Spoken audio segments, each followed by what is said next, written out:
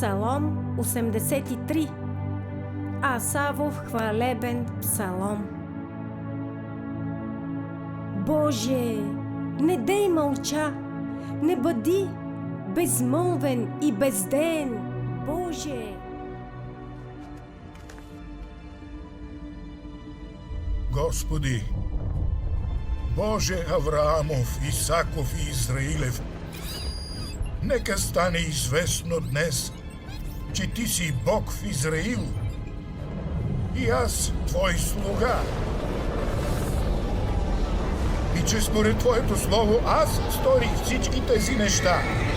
Послушай ме, Господи, послушай ме, за да познае този народ, че Ти, Господи, си Бог.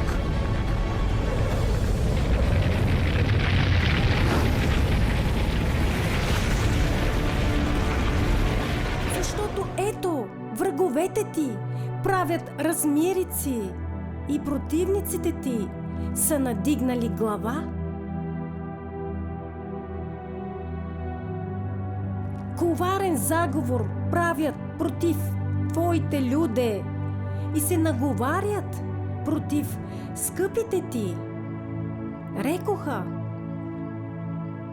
елате да ги изтребим, за да не са народ и да не се споменава вече името на Израил.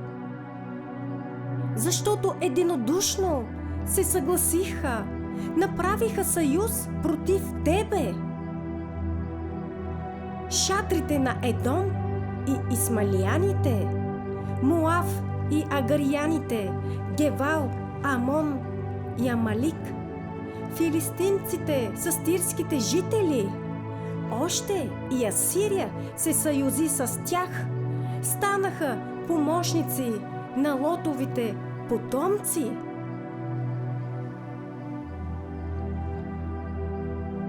Сторим както на мадиамците, както на Сесира, както на Ябин при потока Кишон, които загинаха в Ендор, ставайки тор на земята.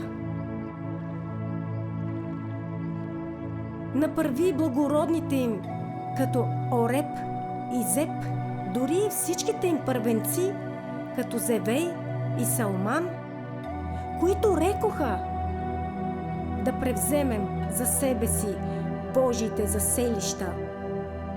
Боже мой, направи ги като прах във вихрушка, като плява пред вятъра.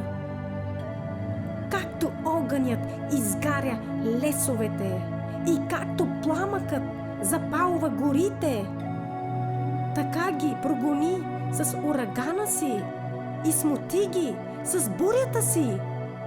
Покри лицата им с позор, за да потърсят Твоето име, Господи. Нека се посрамят и се ужасят завинаги. Да, нека се смутят и погинат, за да познаят, че Ти, чието име е Господ, един си, всевишен си на цялата земя. Амин.